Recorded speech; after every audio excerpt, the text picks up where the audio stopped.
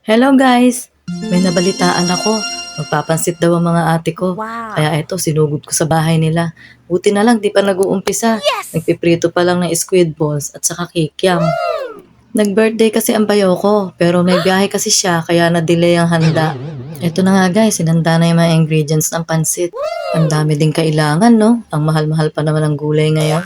Pero pag talaga may birthday sa kanila, hindi pwedeng walang pansit. Yan daw kasi pampahaba ng buhay.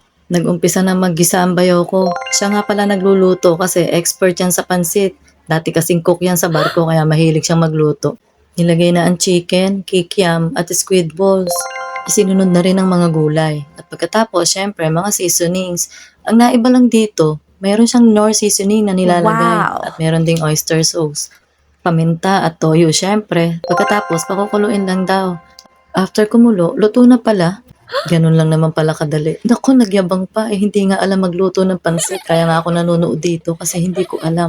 Lalo na yung paglalagay ng tubig dito. Hindi ko talaga alam kung gaano karami para hindi mahilaw at para hindi din masabaw. Pero ganyan lang daw yan karami. Tapos, luto na rin. Wow. Sa lahat kasi ng handa sa birthday, ito hindi ko alam iluto.